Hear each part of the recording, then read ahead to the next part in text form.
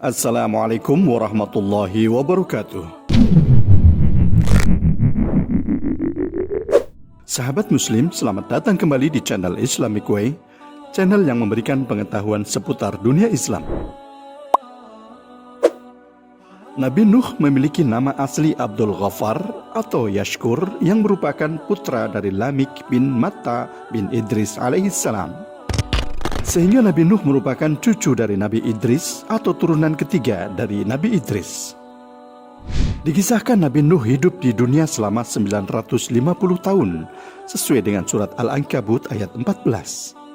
Pada usia 480 tahun, ia diutus menjadi Rasul melalui malaikat Jibril dengan menyamar sebagai seorang dengan wajah yang sangat tampan sehingga Nabi Nuh takjub dan lantas bertanya.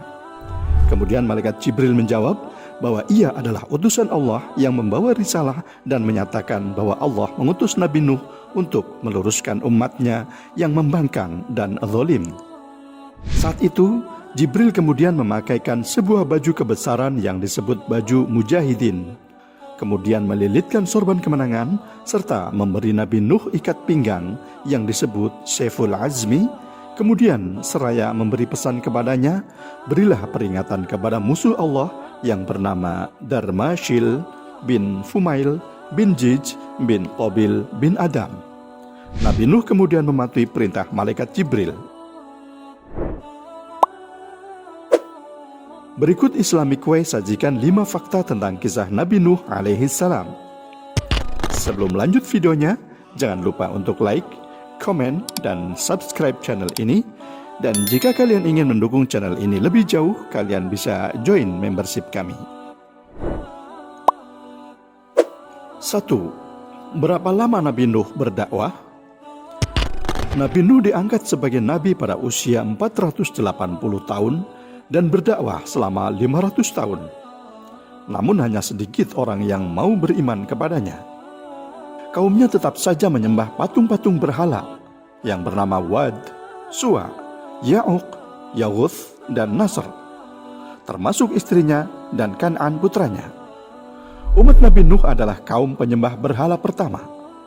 Namun selama berdakwah ratusan tahun, pengikutnya hanya 70-80 orang. Itu pun hanya dari orang-orang yang lemah. Karena kesabaran dan ketekunan beribadah, ia termasuk salah satu Nabi Ulul Azmi. 2. Kenapa Allah menyuruh Nabi Nuh membuat bahtera?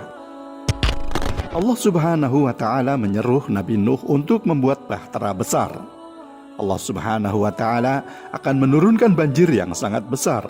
Banjir itu sebagai bentuk peringatan bagi kaum Nabi Nuh yang tetap ingkar, tidak mau beriman. Nabi Nuh menjadi orang pertama yang membuat bahtera. Jika banjir besar sudah datang, Allah Subhanahu wa Ta'ala menyuruh Nabi Nuh untuk mengajak kaumnya yang beriman dan para hewan yang berpasangan naik ke dalam bahtera itu. 3. Di manakah Nabi Nuh membuat bahtera? Ternyata Allah Subhanahu wa Ta'ala menyuruh Nabi Nuh alaihissalam membuat bahtera di atas sebuah bukit. Bahtera itu dibuat dari pohon-pohon besar yang telah Nabi Nuh tanam selama 40 tahun. Panjang bahtera itu 160 meter dan lebarnya 26,7 meter atau seluas 178 bis jika disatukan. Bahtera itu sangat besar dan dibuat 3 tingkat. Tingkat paling bawah untuk para hewan buas, tingkat 2 untuk hewan jinak, unggas, dan burung, sedangkan tingkat 3 untuk Nabi Nuh dan kaumnya yang beriman. Allah Subhanahu wa Ta'ala membimbing Nabi Nuh saat membuat bahtera yang kuat untuk menghadapi topan dan banjir besar. Adapun proses pembuatan bahtera tersebut membutuhkan waktu selama 400 tahun dan pohon yang ditanam adalah jenis pohon jati. 4. Apakah banjir itu benar-benar datang? Sesuai dengan janjinya, kemudian Allah Subhanahu wa Ta'ala menurunkan hujan yang sangat lebat. Dalam waktu singkat, banjir pun datang. Selama 40 hari dan 40 malam, banjir pun menenggelamkan semua gunung dan bukit-bukit yang tinggi. Hanya Nabi Nuh bersama kaumnya yang beriman dan para hewan di dalam bahtera yang bisa selamat. 5. Siapakah putra Nabi Nuh yang ikut tenggelam?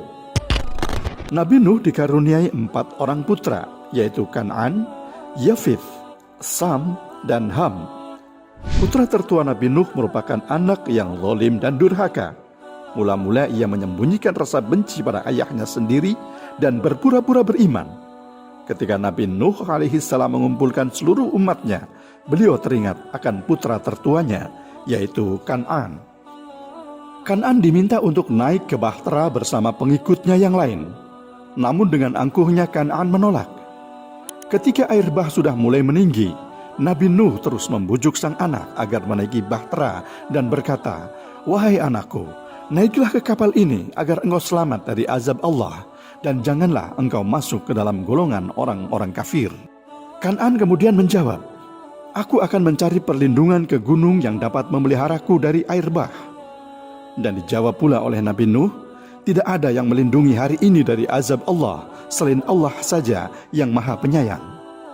Percakapan Nabi Nuh dan Kan'an tersebut termuat dalam Al-Quran surat Hud ayat 43.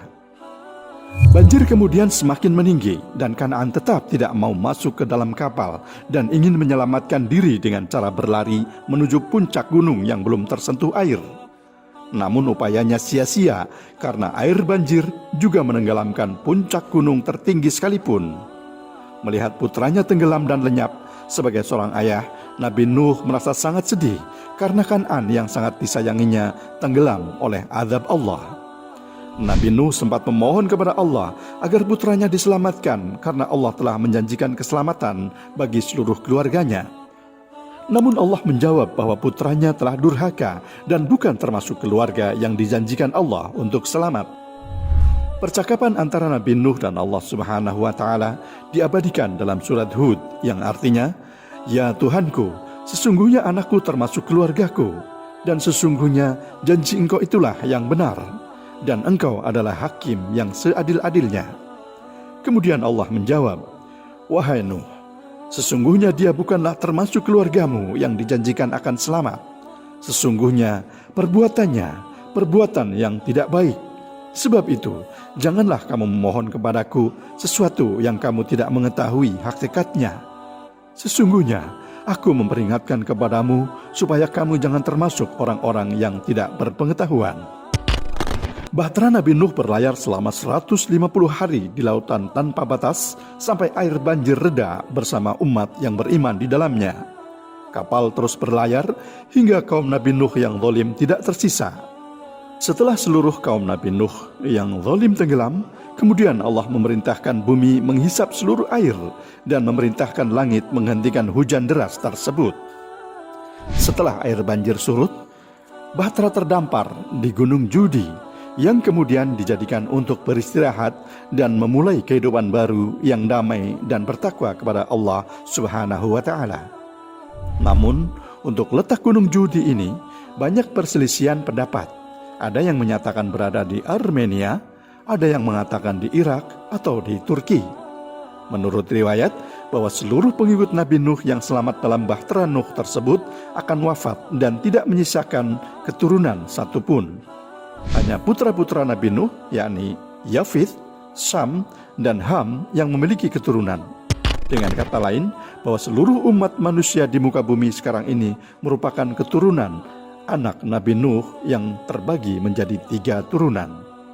Yafith melahirkan keturunan bangsa Rum atau Romawi dan kini berkembang pesat menjadi bangsa Eropa. Sam dan keturunannya yang merupakan asal-usul lahirnya bangsa Arab yang kini mendiami wilayah Arab dan Timur Tengah di benua Asia Barat. Serta putra terakhir yaitu Ham menghasilkan keturunan bangsa Habasyah yang kini merupakan keturunan bangsa Afrika dan mendiami wilayah benua Afrika. Itulah sahabat, 5 fakta tentang kisah Nabi Nuh. Semoga video kali ini bisa menambah wawasan keilmuan kita tentang kisah para nabi dan rasul. Wassalamualaikum warahmatullahi wabarakatuh.